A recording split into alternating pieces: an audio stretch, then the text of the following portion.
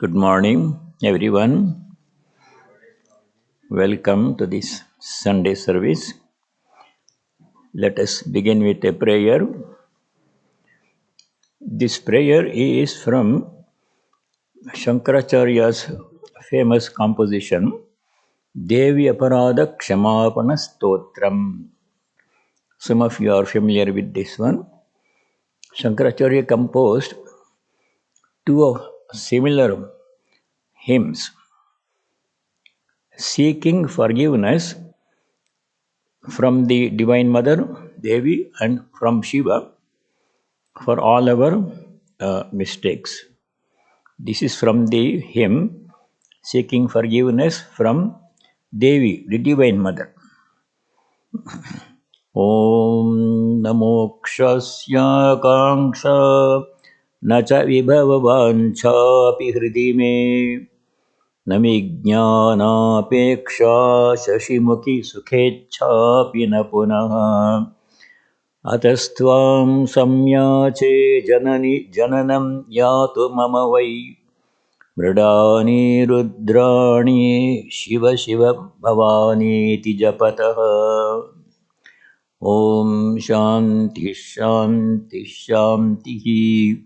This is on page 196 of this book, The Universal Prayers, the first one on that page.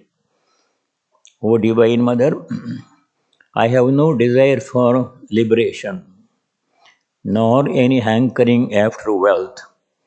Neither do I cherish any yearning for knowledge, nor any desire for happiness.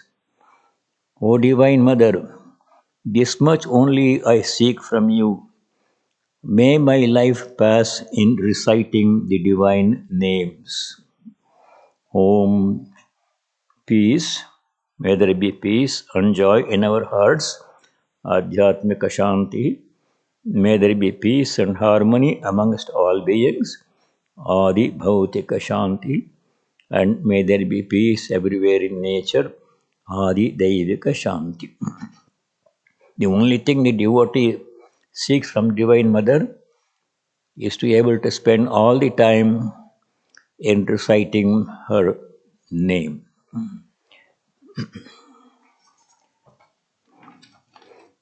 Let us now continue with our study of Sri Rama's instructions to Shabari. So far we have studied 6 instructions. First one is seeking holy company, Satam Sangati. Second one, spiritual talk, Matkatha Lapam, talking about God and glories of God. Third one, devotional singing and chanting. Madgunairanam, chanting various hymns, devotional songs. Fourth one, study of the teachings of the Lord. Vyakhyatritvam madvachasam, the teachings of the Lord and the incarnation, teachings of the incarnations, we have to study them and reflect on them. Fifth one, serving the teacher, seeing God in the teacher. Acharyopasanam, Acharyopasanam madbuddhya amayaya sada. Sixth one has three parts in it. First one was leading a virtuous life, punya shilatvam. Second part was practice of yama and niyama, yamadi niyamadi cha. So far we have studied these instructions. Now we start with the third part of the sixth instruction. That is daily worship. Nishtha mat pujane nityam. Daily worship is necessary as a spiritual practice for devotees. And nishtha means firm commitment to the worship. We shall understand how to perform worship, how many kinds of worship are there. Traditionally, there are four kinds of worship, ritualistic worship, and two more kinds of worship have been added, one from the Bhagavata, one by Swami Vivekananda. So total 6 kinds of worship. Any of these we can do or some of these we can do. According to tradition, there are 4 kinds of worship. They are ritualistic worship of an image, Pratima Puja. Pratima Puja. Keeping an image of God, can be a photograph or an image made of some material or a diagram, and worshipping that one. Offering various offerings. Pratima Puja. Second kind of worship is Japa Stotradi Madhyama. Japa means repetition of God's name or mantra. Stotra means chanting devotional hymns. Third one was Uttama Manasi Puja. Manasi Puja, mental worship. Doing the whole worship, all the offerings, making all the offerings in meditation, in mind. No need for external paraphernalia, worship materials, etc. Uttama Manasi Puja. Then fourth kind of worship is Soham Pujottamottama. So aham. I am He. That kind of meditation is the fourth kind of worship. Traditionally, these are 4 kinds of worship in the scriptures.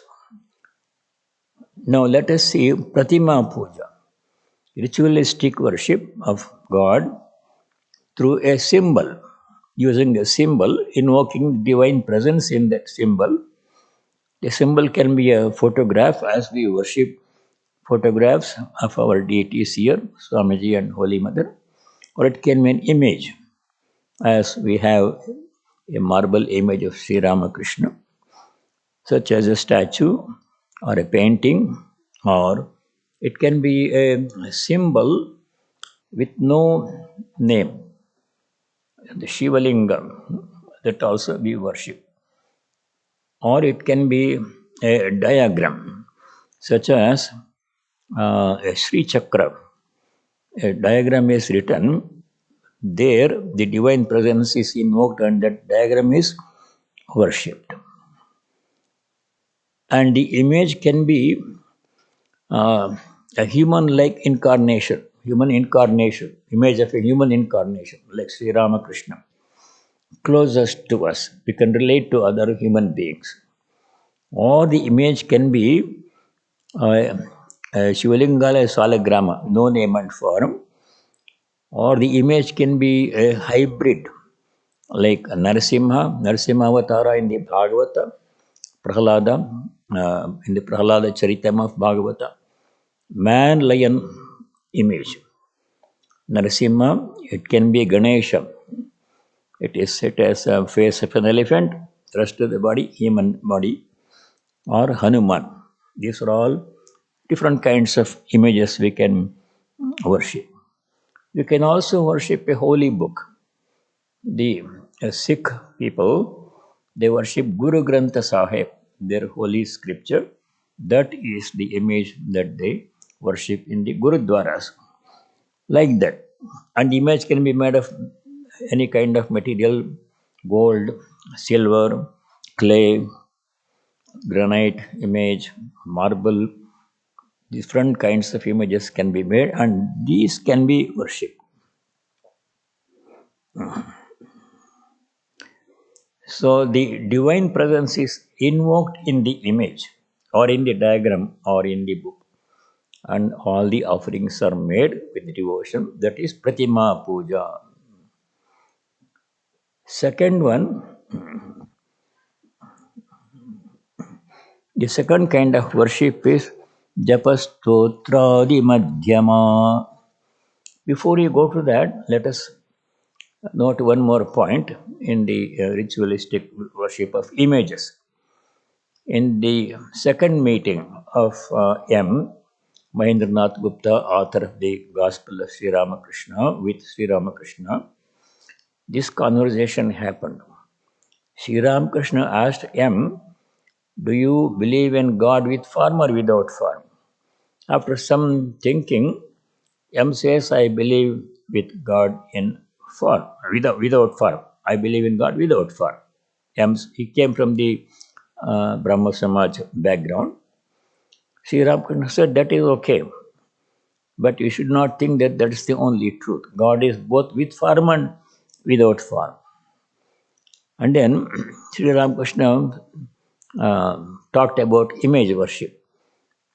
He says to M, this worship of the Divine Mother in the Kali temple in Dakshineshwara, Bhavatarani worship, Bhavatarani image, she is worship. She is Chinmaya Murti. She is image of consciousness, not just marble image, not granite image, but Chinmaya Murti, image of consciousness. M had some difficulty understanding that one. M says, sir, suppose one believes in God with form, certainly he is not the clay image. We worship clay image. For example, Ganesha. Clay Ganesha is made and worshipped in on Ganesh Chaturthi. So it is not a clay image, M says. Sri Ramakrishna interrupting. But why clay? It is an image of spirit, Chinmaya Murti. M could not quite understand the significance of this image of spirit. But sir, M says, one should explain to those who worship the clay image that it is not God. It's not God. The clay image is not God. And the clay image, and that while worshipping it, they should have God in view and not the clay image. One should not worship clay. M said that one. He did not know what was coming. Sri Ramakrishna sharply says, that is the one hobby of you Calcutta people, giving lectures and bringing others to the light. Nobody ever stops to consider how to get the light himself. Who are you to teach others? Sharply Sri Ramakrishna says, it is not the clay, it is the divine presence that is invoked in the image, and then that divinity is worshipped. So that was the instruction that Sri Ramakrishna gave to M on an image worship. That is first kind of worship. Pratama Pratima Puja. Second kind of worship is Japa Stotradi Madhyama. Japa and Stotra. Japa means repetition of God's name or mantra, and Stotra means chanting hymns, various hymns or devotional songs. the subject of japa will come again as a separate instruction. Seventh instruction is the next one we are going to study is entirely on japa. Sri Ramachandra says, Mama mantropasakatvam sangam. With due formality, one should do japa, mantropasana. That we'll study in detail. Japa stotra. Stotra means chanting devotional hymns. Our Sanatana Dharma tradition is probably the richest tradition in this respect. So many thousands and thousands of hymns are there. In various sources, we can find them. There are hymns in the Vedas, famous hymns in the Vedas, such as Purusha Suktam, Narayana Suktam, Rudram, Chamakam, Devi Suktam, Durga Suktam. So many hymns are there in the Vedas themselves, mostly in the Samhita portion. Then we find hymns in the Puranas. Very many hymns are there in the various Puranas, 18 major Puranas and other Puranas. The most famous hymn occurring in a Purana is Chandi Devi Mahatmyam. That comes in the Markandeya Purana, Markandeya Rishi. It teaches the glory of the Divine Mother. A section consisting of 13 chapters in the Markandeya Puranam is called Devi Mahatmyam. It has three names. Devi Mahatmyam, the glory of the Divine Mother. It's also called Chandi. It's also called Durga Saptashati. Saptashati means it is a hymn containing 700 couplets.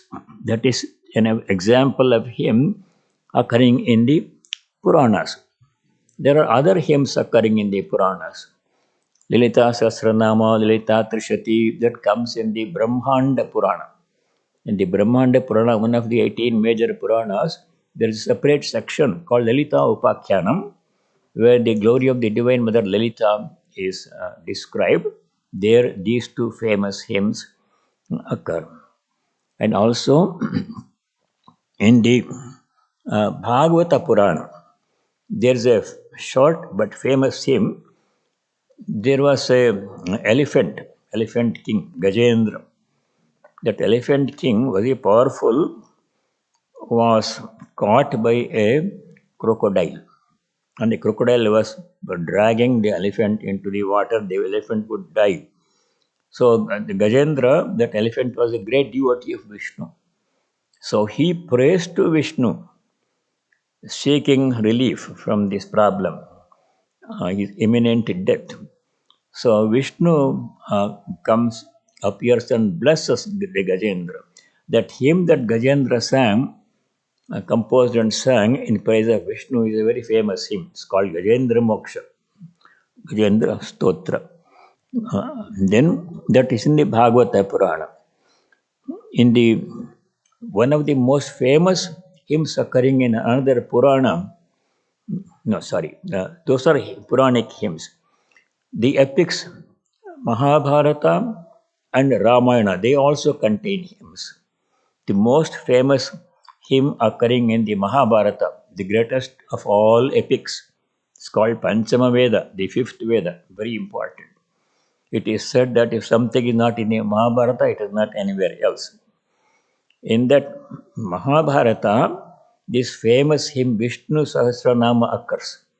Yudhishthira, the king of the Pandavas, he prays to Bhishma for instruction about one spiritual practice. There are so many spiritual practices, we cannot do all of them. He asks, Yudhishthira asks Bhishma, please tell me one thing that everybody can do and that leads us to the highest goal. Ko dharma sarva dharmanam, which is the best dharma, spiritual practice, that is best among all the spiritual practices, which is easy to do. And then in response, Bhishma teaches Vishnu Sahasranama to Yudhishthira. That is a very famous hymn occurring in the Mahabharata. In the Ramayana also, a similar shorter hymn occurs. In the Ramayana story, when the war between Rama and Ravana began, in the early stages of the war, the armies were fighting with each other. Rama's army consisting of the Vanaras, Jambavan, all those people, they were fighting with Ravana's army, his sons and Kumbhakarna, all those people.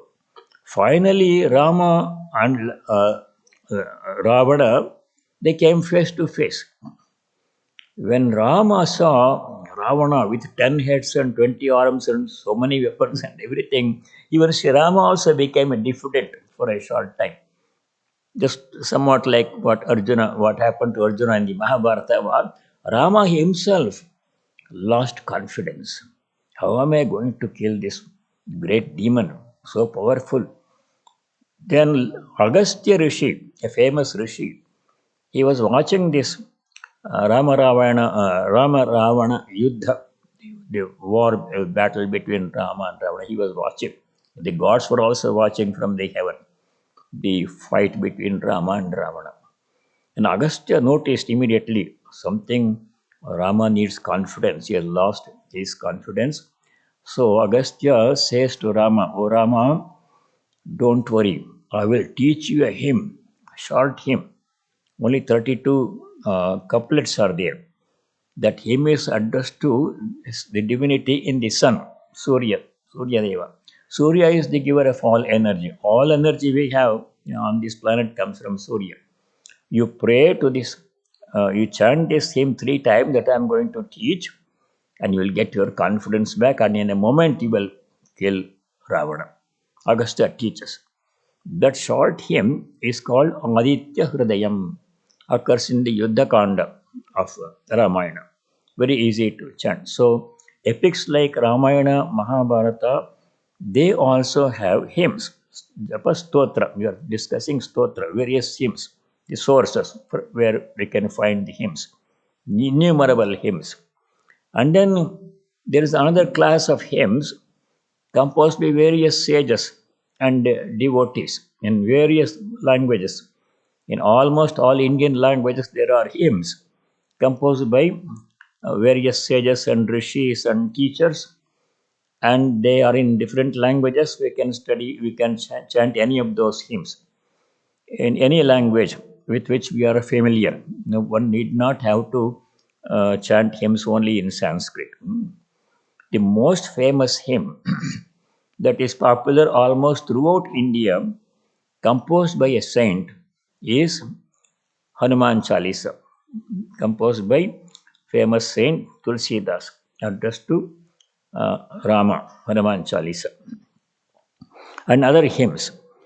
Uh, then this hymn, Hanuman Chalisa, was composed in Awadhi language, a version of Hindi language that was being spoken in that area at that time. And other hymns in Marathi, for example, there is a Rama Raksha Stotram. It was composed by a famous rishi called Ayurveda Rishi. Like that, so many different hymns in all languages have been composed, thousands and thousands of them. We can chant any of those hymns and devotional songs composed by various poet saints. So these are different kinds of hymns, stotra, tapastotradi madhyama. And if you don't have time to chant Sahasranama, 1,000 names, there are shorter hymns. In the Durga Saptashati, there is a short hymn. There are 4 big hymns. Durga Saptashati, chapters 1, 4, 5, and 11. But if you don't have time to chant them, there are very short hymns to Durga, 9 names of Durga. We can chant shorter hymns too.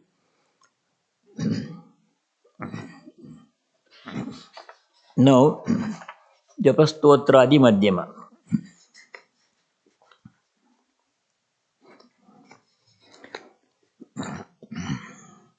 The most important part of worship, whether we do Pratima Puja, worship of images, or Japa Stotra, do Japa or chant hymns or sing devotional songs, The most important thing is devotion.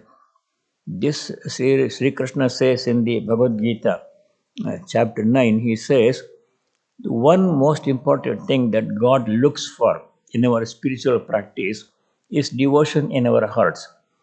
Not the technical details, how many offerings we do, how many Vedic chants we sing, those are secondary. Main thing in worship, any kind of worship, is devotion to our chosen ideal. In the Gita, Sri Krishna says, Patram Pushpam Phalam Toyam Yo Me Bhaktya Prayachati Tadaham Bhakti Pahritam Ashnami Prayatatmanaha. Chapter 9. Whatever people offer, fruits and flowers and even a spoonful of water or a tulsi leaf, whatever is offered, if that is offered with devotion, that I shall accept gladly, the Lord says. That is the main part of worship. Now, Japa Stotra, we have considered. Uttama Manasi Puja, fourth one. The Manasi Puja means mental worship. There, all the offerings are made in meditation. No external materials, puja samagri, materials, image, nothing is required. The whole worship happens in mind. That requires some degree of concentration. With practice, it can be done. Then the fourth kind of worship is Soham Pujottamottama. So aham. I am that one. In the first three kinds of worship, Pratima Puja, Japastotra, Manasi Puja, there's a duality, separation between the worshipper, devotee, and the worship, the chosen ideal, whom the devotee worships. In the fourth kind of worship, advanced stage of spiritual practice, that duality disappears. Only the Lord remains. So aham. The devotee merges in the Lord. I am He, it says. That is difficult for majority of people because we have our own separate individuality. Is all of a sudden it's difficult to give up that individuality and say I am Brahman. That is not meant for majority of people. In the Gospel of Sri Ramakrishna, Sri Ramakrishna says in the Kali Yuga, Soham is not convenient, not appropriate for the majority of people. The separation between the devotee and the worshipped, the God, the divinity that is worshipped, that is necessary for majority of people. Even Sri Ramakrishna, devotees like Sri Ramakrishna and Hanuman, they didn't want to say, I am Brahman. Sri Ramakrishna said, I don't want to become sugar, I want to eat sugar. I want to remain separate from the Divine Mother. As a child playing on her lap, I don't want to have Brahma Jnana. He says to Divine Mother, oh Divine Mother, give Brahma Jnana to those who seek that. But for me, I just want to be your child, worshipping you. Same thing about Hanuman. When Sri Rama asked Hanuman, what would you like to have? He wanted to give Hanuman a boon. Sri Ramachandra Swami wanted to give Hanuman a boon at the end of Ramayana story. Hanuman could have asked for anything, could have asked for liberation, Brahmajnana. He says, no, I don't want liberation. Because if you give me Brahmajnana or liberation, there is no Rama, there is no Hanuman, there is no Lord, Prabhu, there is no servant, Dasam. I want to remain separate from you always. And Hanuman prefers to have this boon. The thing that the boon that he asked was, as long as your name is taken, O Lord Sri Rama, anywhere in this world by any people, any group of people or any devotee, I want to be present there as Hanuman, just enjoying listening to the chanting of your name and glories. Grant me that much only. So he could have asked for a Brahmajnana, he didn't want Brahmajnana. Hanuman. He says, Yavat stasiti te nama loke mama kalevaram tavat tishthutu rajendra varo yamme abhikankshitaha. Hanuman's prayer to Sri Rama for pure devotion.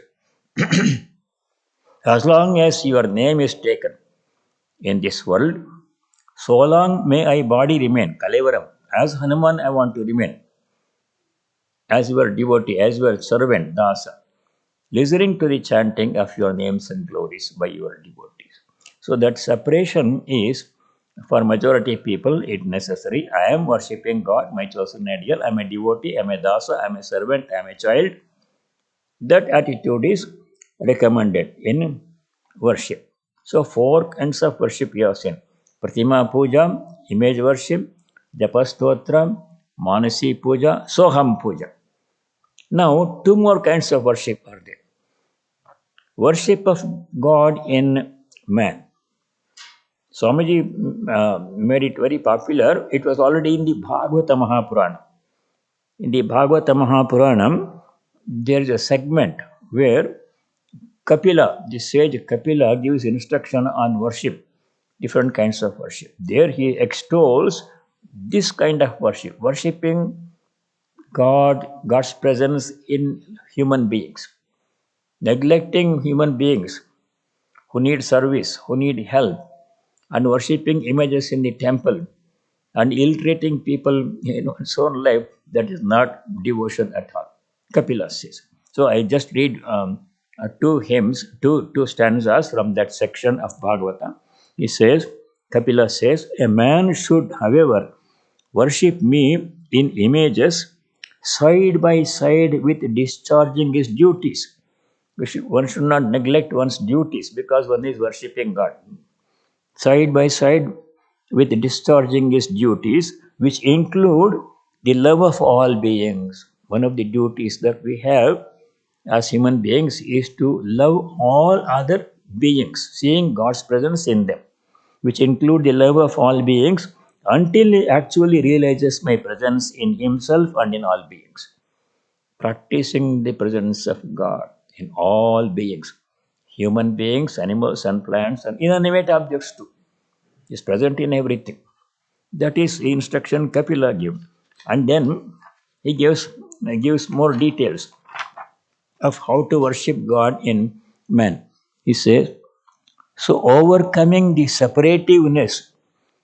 in, in separativeness of a self-centered life, one should serve all beings with gifts, honors, honor and love, recognizing that such service is really being rendered to me who reside in all beings as their innermost soul.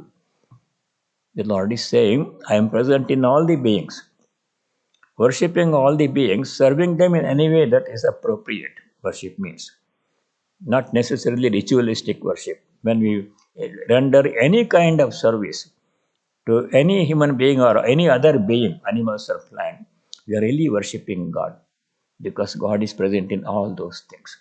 That kind of worship is what Swamiji also recommended. Swami Vivekananda expressed similar ideas in his lectures. There is one lecture that Swamiji gave in Rameshwaram. In that lecture, Swamiji said, this is the gist of all worship, to be pure and to do good to others. He who sees Shiva in the poor, in the weak, in the deceased, that means sick people, really worships Shiva. And if he sees Shiva only in the image, his worship is but preliminary. He who has served and helped one poor man, seeing Shiva in him without thinking of his caste or creed or race or anything, with him Shiva is more pleased than with the man who sees him only in temples and images. So, worshipping the living beings, seeing presence in God, that is a superior kind of worship. Swamiji frequently, eloquently, forcibly captured this idea. What is the use of worshipping images in temples and not taking care of people and other beings who need really urgent help? That's not worship. Swamiji eloquently and forcibly captured all these ideas in one poem. Swamiji's Atmagyanji spoke on this poem some time ago in a Sunday service. That poem is called The Living God. There, in very powerful language, Swamiji says, worship the people in our lives, neglecting the people and other beings who need help, doing all elaborate ritualistic worship, chanting mantras and doing offerings in the temple, that is of no use. He said, the poem is, it has four stanzas.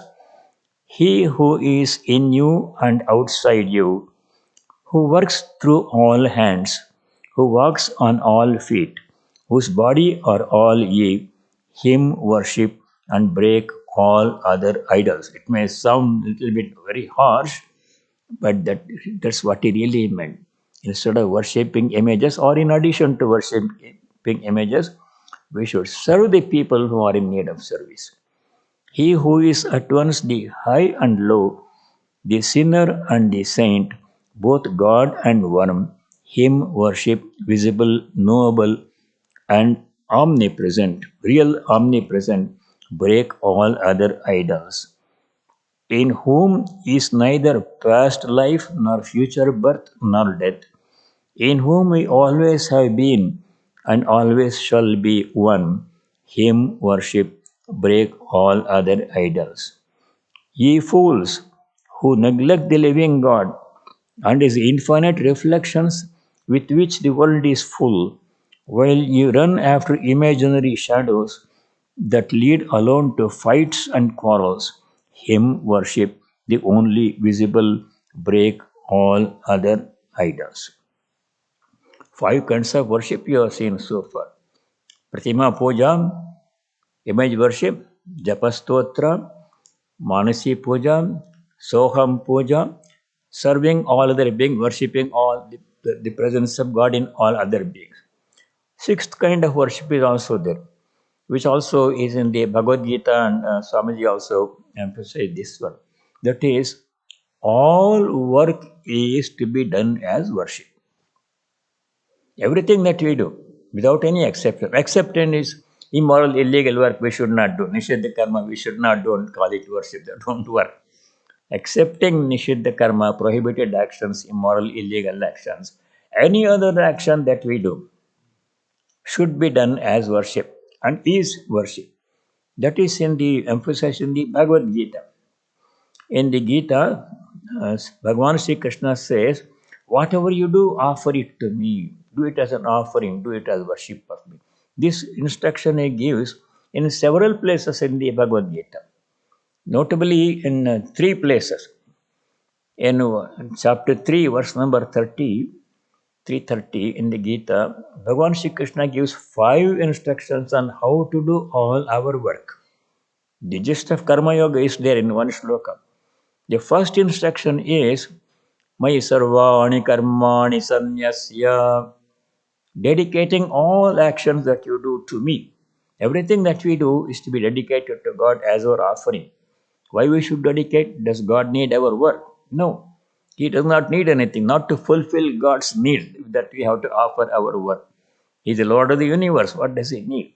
By offering something, we do two things. Whenever give anything to anybody, even a cup of water if you give to somebody or to a dog, a thirsty dog, we are doing two things. One is we are practicing detachment from that object which you are giving. No longer mine. It was never mine in the first place. We try to call everything mine. This is mine. That is. It is not true. But if I had that notion that this was mine, whatever gift you are giving to somebody, that is given up now. No longer mine. No, mama, not mine. It never was mine. It is not mine. Giving up attachment to that object that we offer to somebody.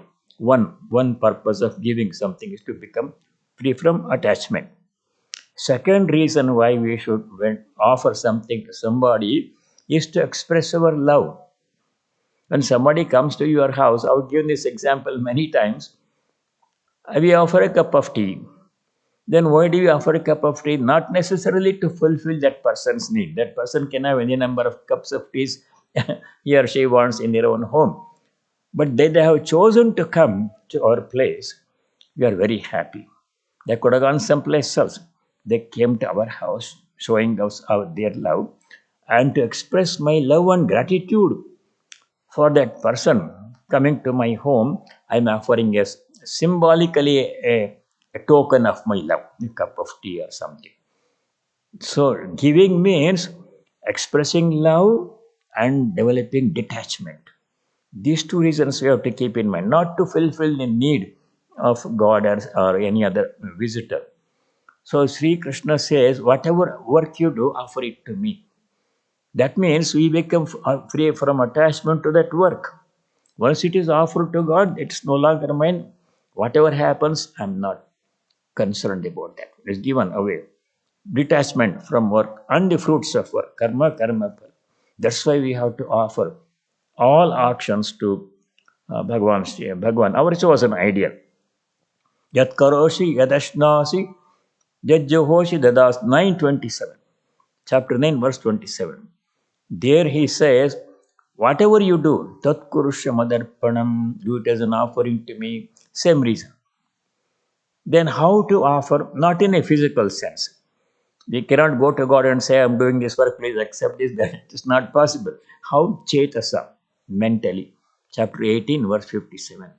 There Sri Krishna says, Chetasa sarva karmani maisanyasya matparaha.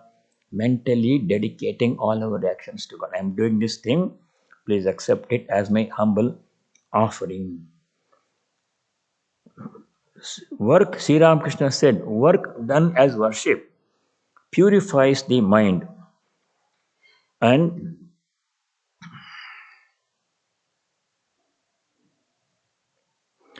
performing all work as worship is easy. Only we have to change our attitude. The work does not change. Same work that we have been doing, we have to continue to do. No change in the work itself. But the attitude with which I perform the work should change.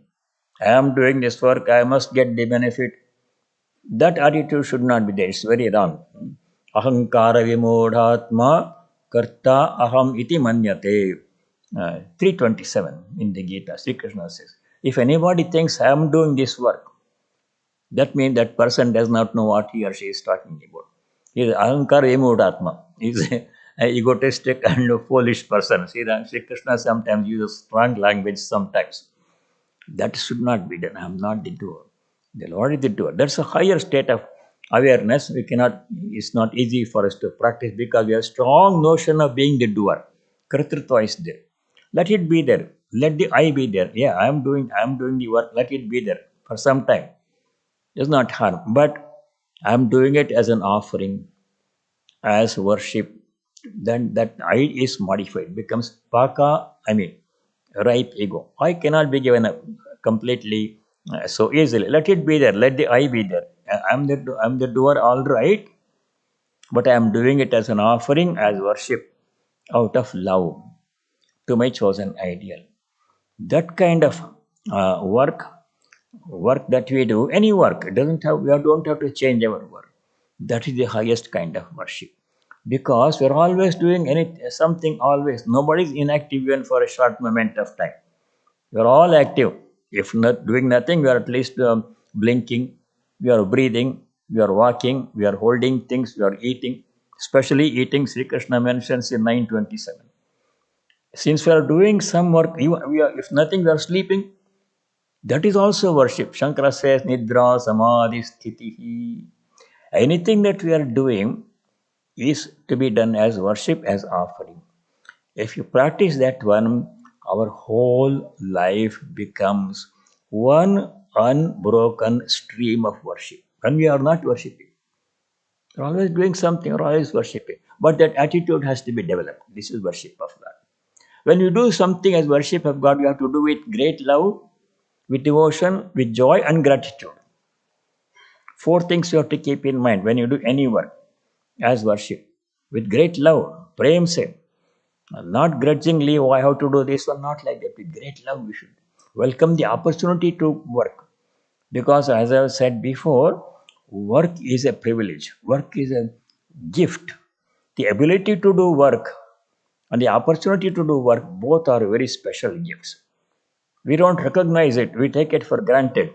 We complain, I have to do so much work. No, it's a gift. We realize the value of work only when we are deprived of it. When a person has no work to do, wants to work, he is miserable. No work to do. A person cannot do work. Disability or some problem is there preventing from being able to do work. That person becomes miserable. He wants to be able to work like other people. These are special gifts. We don't think of them as gifts. So, with great gratitude, we have to perform our work. With great joy, with great love, with gratitude, and with devotion, we have to perform all our work as offering, as worship. That is the highest kind of worship.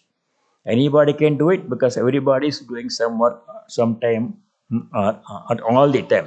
There is no time when you are totally inactive.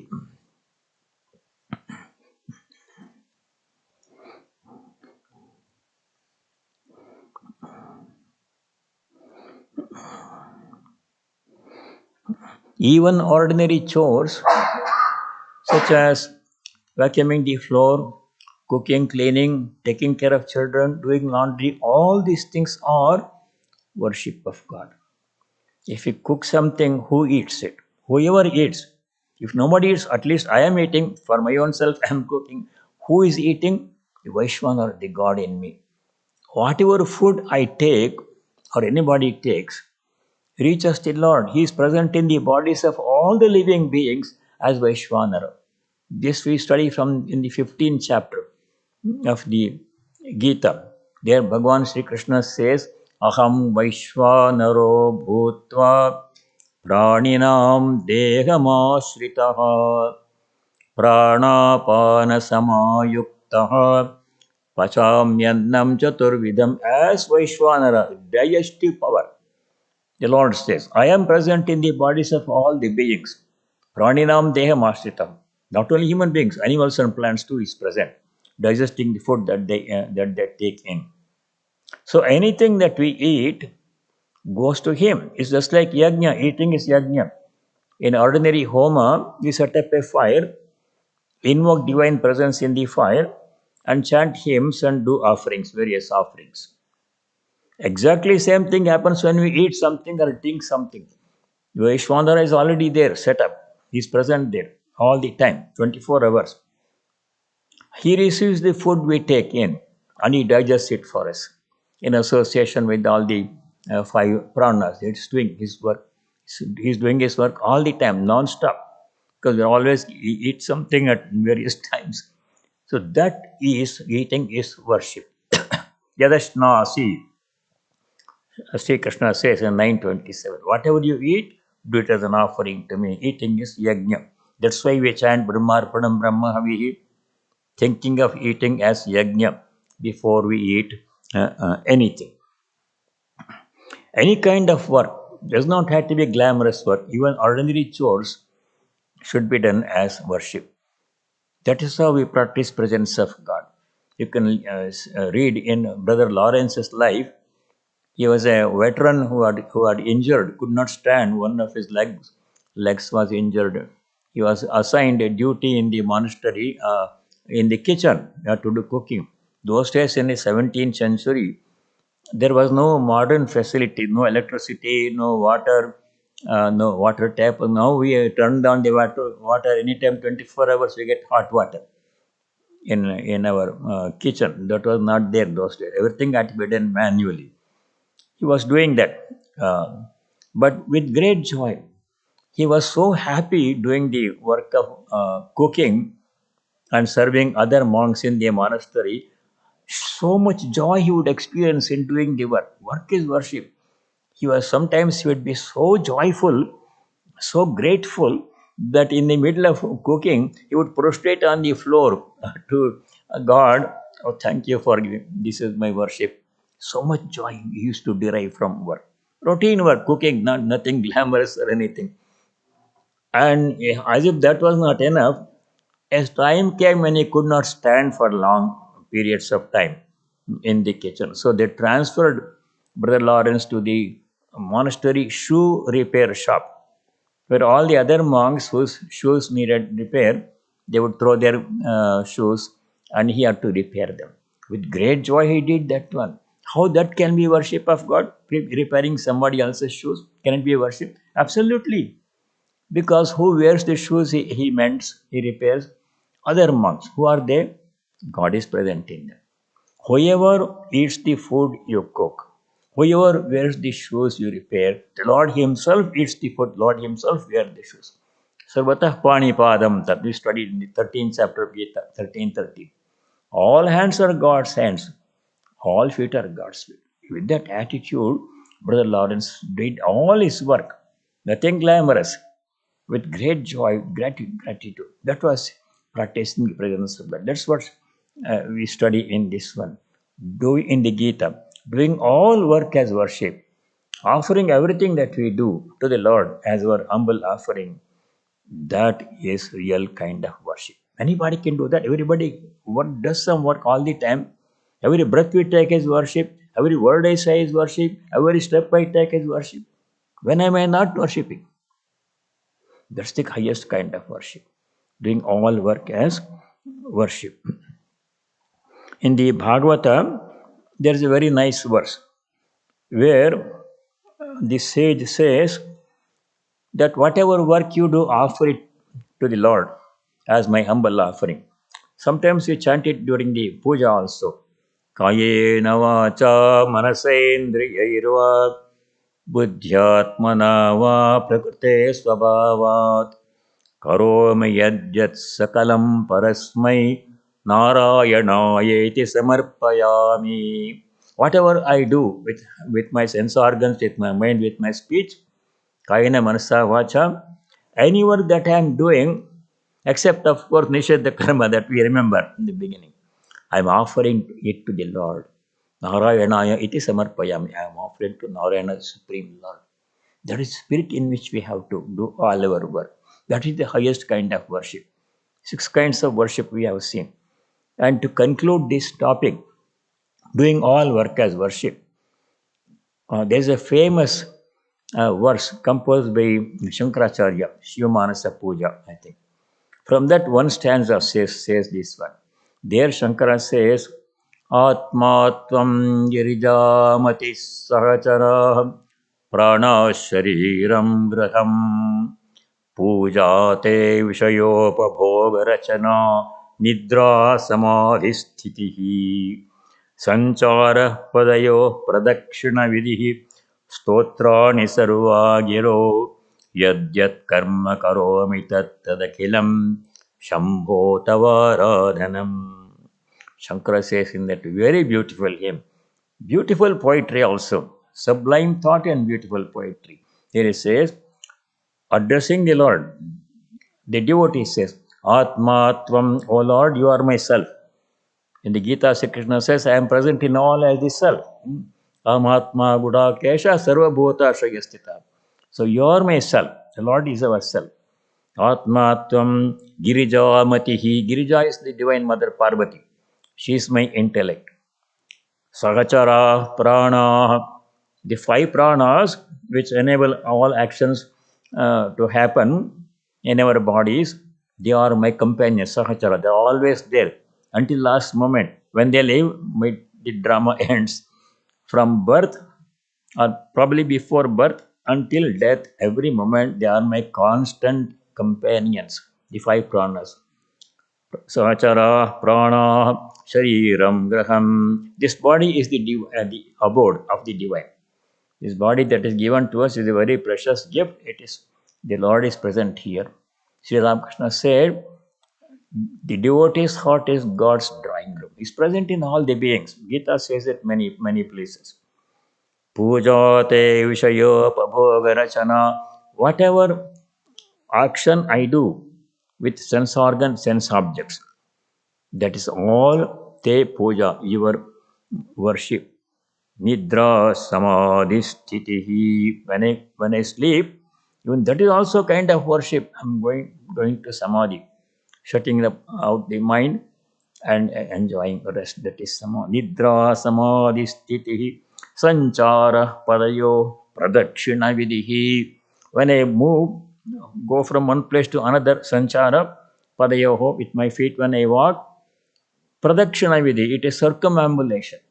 I'm going around the Lord. Where He is not present, When I go from this place to this place, I am circumambulating. He is present everywhere.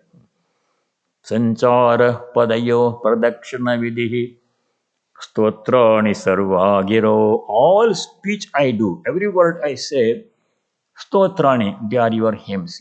They are in your praise. Yad yad karma karomi tat tadakhilam shambho tavaradhanam. O Lord, Shambho, yad yad karma karomi, whatever work I do, Tattadakhilam, all that activity, everything that I do is Tava Aradhanam, is your worship. Please accept it as my humble offering, as my worship. That is the sixth kind of worship. So, worship means four traditional kinds, serving all other beings, saying God's presence in them, and doing all work as worship. In any of these six or some of these six ways, we should worship the Lord. The simplest one is doing all work as worship. Only the mind we have to think, and this is worship of God, doing it with love, with joy, with gratitude. That is the instruction. That is the sixth instruction. The sixth instruction had three parts in it: leading a virtuous life, punya shilatvam. 6b is yamadi niyamadicha, yama niyama, and 6c is daily worship, six kinds of worship. We have studied six instructions. Three more instructions are remaining. Seventh one, 8 and 9. We shall continue with the study of the remaining instructions of Sri Ramachandra Swami to Shabari on how to cultivate pure devotion next week. Until then, all of you stay well. I say the closing prayer, then Swamiji will conclude the Sunday service. Only next week. No announcement.